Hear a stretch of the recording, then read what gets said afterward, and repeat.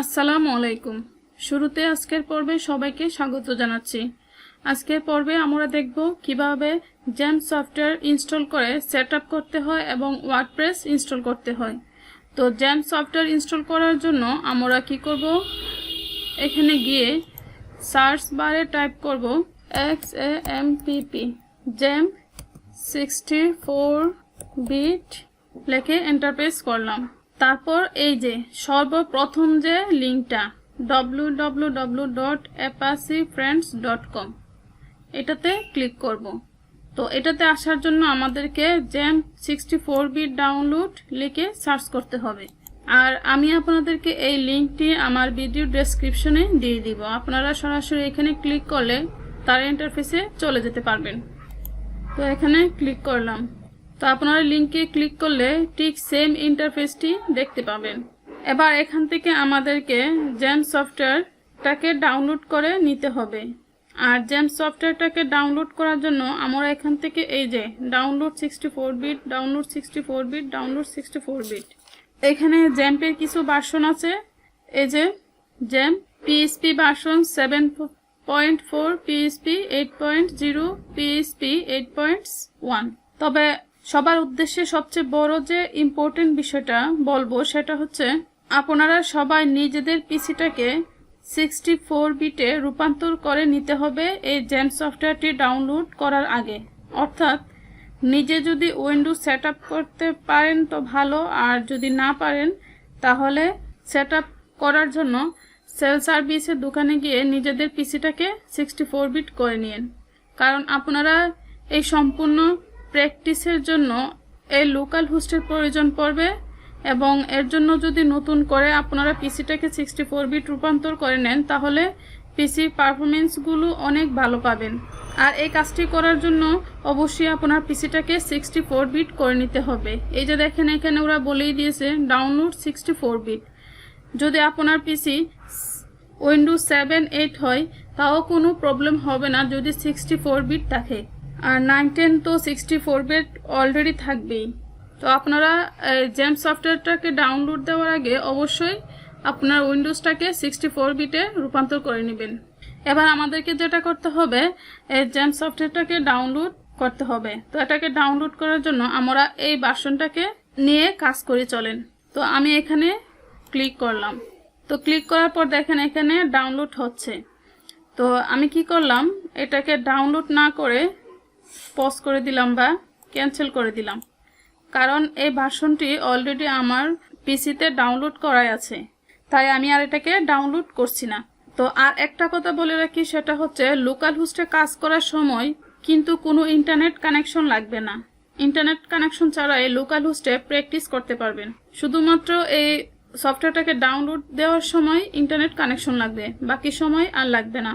Local হোস্টটি স্বয়ংক্রিয়ভাবে internet উৎপন্ন করে থাকবে আপনি কাজ করার সময়। তো প্রথমে আমাদেরকে যেটা করতে হবে, XAMPP software install plus setup করার জন্য আমি আমার পিসিতে চলে যাচ্ছি।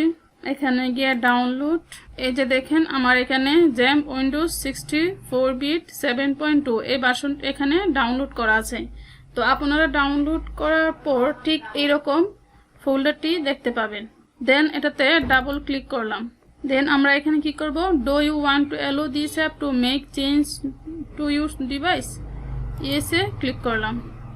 ইয়েসে ক্লিক করার পর এখানে ওকে করে দিব। দেন নেক্সট নেক্সট নেক্সট আবার নেক্সট। তো নেক্সটে ক্লিক করার পর এটা এরকমভাবে একটা ব্রাউজার ওপেন হয়ে গেছে, মজিলা ফায়ারফক্স।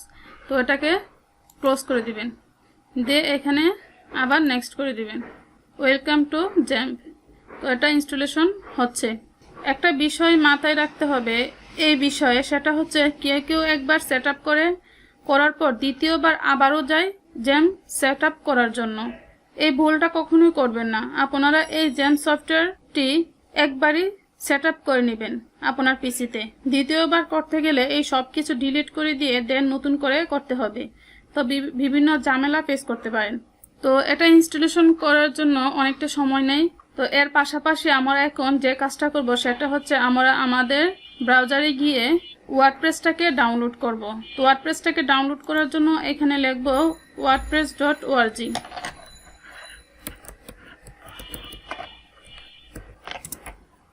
দেখেন এখানে চলে এসেছে wordpress.org। এখানে ক্লিক করব।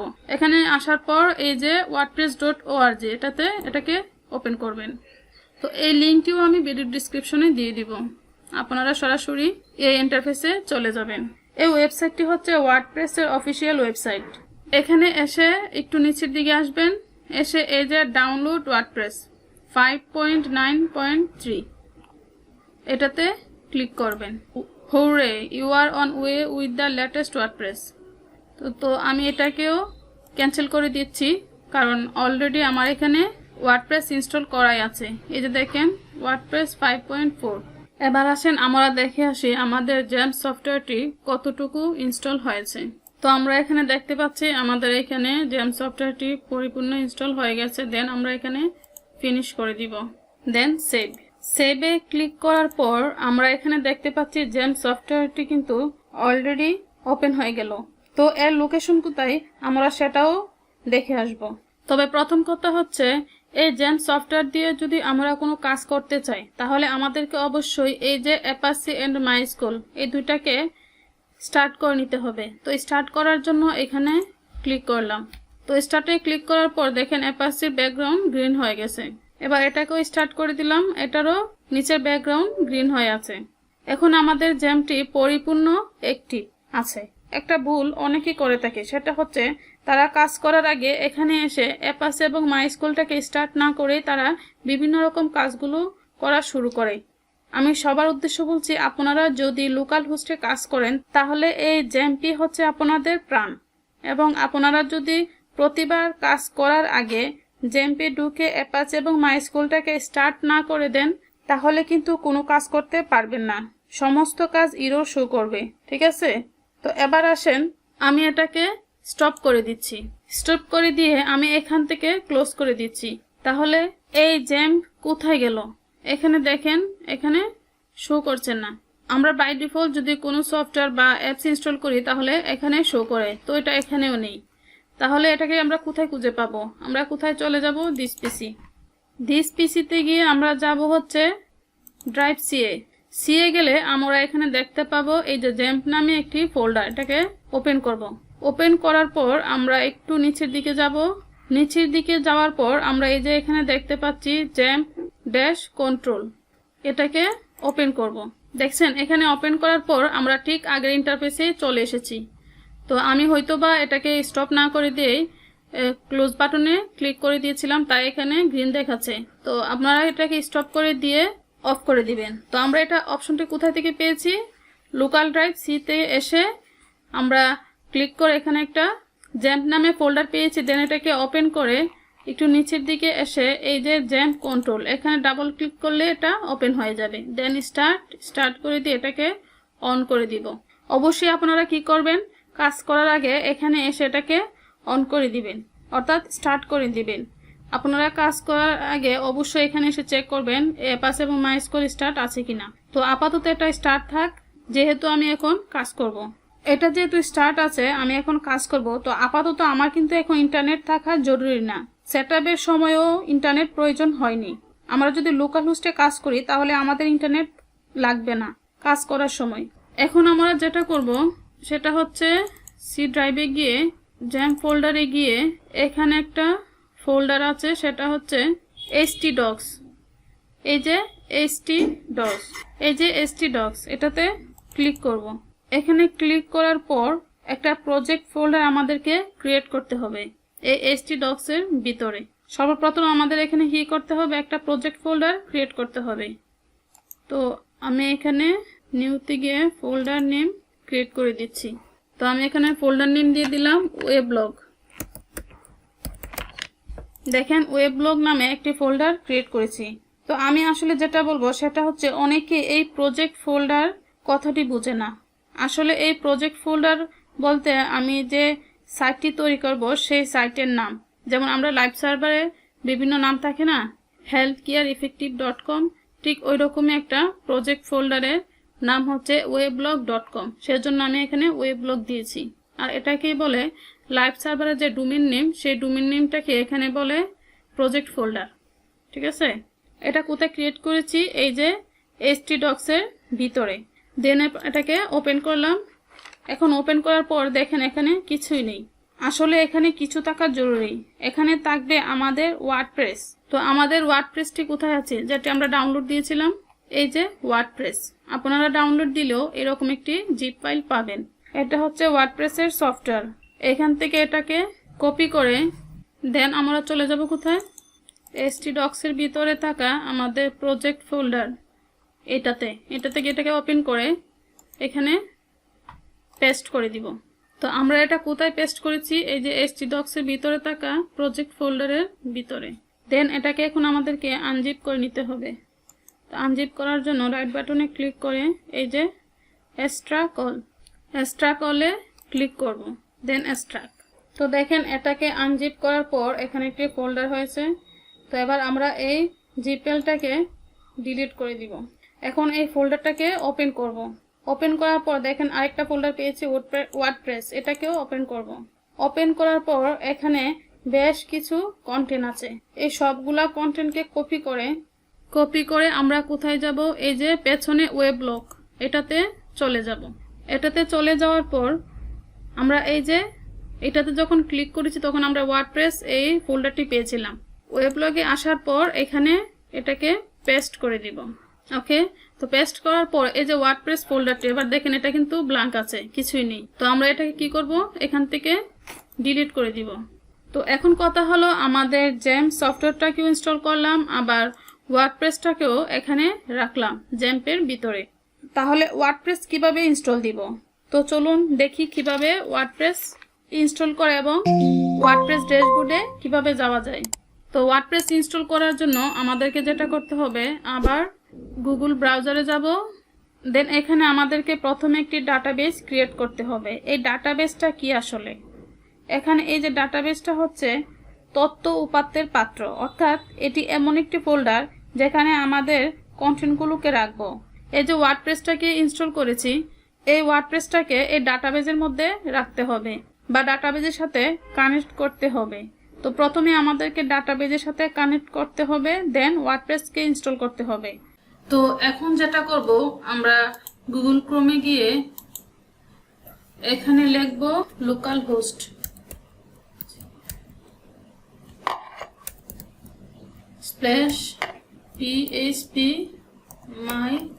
/php/myadmin এটা লিখে এন্টার প্রেস করব। আমাদের কিবোর্ডের এন্টার প্রেস করব। তো এন্টার প্রেস করার পর আমরা এইরকম একটি ইন্টারফেস পাবো। এটা হচ্ছে আমাদের ডাটাবেস। এখানে আমাদের ডাটাবেসকে ক্রিয়েট করতে হবে। এখান থেকে জাস্ট এই যে ডাটাবেস এখানে ক্লিক করব এবং এখানে এই যে ক্রিয়েট ডাটাবেস, এখানে একটি ডাটাবেসের নাম দিতে হবে। তো আমি এখানে প্রজেক্ট ফোল্ডারে কি নাম দিয়েছিলাম? এখানে আমি প্রজেক্ট ফোল্ডারের নাম দিয়েছিলাম ওয়েব ব্লগ। তো আমি সেম নামটি আমার ডাটাবেসের মধ্যে দিয়ে দিব। এখানে লিখব, এখানে কোনো স্পেস স্ল্যাশ কোনো ক্যারেক্টার ইউজ করবেন না, তাহলে এরর আসতে পারে। দেন আমি এখানে ক্রিয়েটে ক্লিক করব। তো এখানে আপনি প্রজেক্ট ফোল্ডারে যে নামটা আছে সেই নামটাই দিবেন, তাহলে কোনো প্রবলেম হবে না। আপনার পছন্দ অনুযায়ী যে কোনো নাম প্রজেক্ট ফোল্ডারের নামও দিতে পারেন বা এখানে নামও দিতে পারেন। তবে প্রজেক্ট ফোল্ডার আর ডাটাবেসের নেম সেম দিলে পরবর্তীতে কোনো প্রবলেম হবে না, সহজে আপনি সবকিছু বুঝতে পারবেন। তো একটা কথা বলি, আসলে আমি যেভাবে দেখাচ্ছি ঠিক সেভাবে আপনাদেরকে স্টেপ বাই স্টেপ প্র্যাকটিস করতে হবে। আমি যেভাবে দেখাচ্ছি ঠিক সেভাবে আপনারা আপনাদের জ্যাম্প সফটওয়্যারটি ইনস্টল করবেন দেখে দেখে এবং ওয়ার্ডপ্রেসটিও ইনস্টল করবেন আমি যেভাবে দেখাচ্ছি। তো আশা করি কোনো প্রবলেম হবে না। আর যদিও প্রবলেম হয় তো ইনশাল্লাহ আছি পাশে। আপনি ভিডিও নিচে কমেন্টস আমাকে জানাবেন, আমি দেখে প্রবলেম সলভ করার চেষ্টা করব। তো দেখেন অলরেডি সাকসেসফুলি আমাদের ডাটাবেসটি ক্রিয়েট হয়েছে ওয়েব ব্লগ নামে। তো এখন আর এখানে আমাদের কোনো কাজ নেই, এবার ওয়ার্ডপ্রেস ইনস্টল করতে হবে। এটার জন্য যেটা করতে হবে, আমাদেরকে একটা নিউ টেবিল লিখতে হবে, লোকালহোস্ট / প্রজেক্ট ফোল্ডারের নেম। তো প্রজেক্ট ফোল্ডারের নাম কি দিয়েছিলাম? Web blog. তারপর আবার দেব স্ল্যাশ, এখন দেব wp-admin। আমারও তো অ্যাডমিন, তাই না? তাই এখানে WP অ্যাডমিন হবে, আর অন্য সবাই হচ্ছে আমাদের সাইটের ভিজিটর। দেন এন্টার প্রেস করব। যদি সবকিছু ঠিক থাকে তাহলে ইনস্টল করার অপশন দিবে। ওয়াও, দেখেন আলহামদুলিল্লাহ আমাদেরকে ওয়ার্ডপ্রেস ইনস্টল করার অপশনটি দিয়ে দিয়েছে। এটা হচ্ছে ওয়ার্ডপ্রেসের লোগো। আর এখানে আমাদেরকে কিছু কাজ করতে হবে, সেটা হচ্ছে এখানে আমাদেরকে ল্যাঙ্গুয়েজ সিলেক্ট করে দিতে হবে। তো ইউনাইটেড স্টেট দিয়ে জাস্ট কন্টিনিউতে ক্লিক করবেন। Then welcome to WordPress, before getting started we need some information on the database, you will need to know the following items before processing. Okay, তো let's গোতে click করব। দেন এখানে আমাদেরকে একটি ডাটাবেজের নাম দিতে হবে। আমরা যে ডাটাবেসটি ক্রিয়েট করেছিলাম সেম এই নামটি এখানে দিতে হবে। তো এখানে আমি আমার ডাটাবেজের নামটি দিয়ে দিচ্ছি ওয়েবলগ। আর ইউজার নেম এখানে দিতে হবে হচ্ছে জাস্ট রোট। এখানে ইউজার নেম দিতে হবে হচ্ছে রোট, অন্য কিছু দিলে চলবে না। আর পাসওয়ার্ডটি ব্ল্যাঙ্ক থাকবে। আর বাকি যা আছে তাই রেখে আমরা সাবমিটে ক্লিক করব। All right sparks, you have made it through the part of the installation. WordPress can now communicate it with your database. Okay, run the installation, এখানে ক্লিক করলাম। ওয়েলকাম, তো আমরা অলরেডি চলে এসেছি।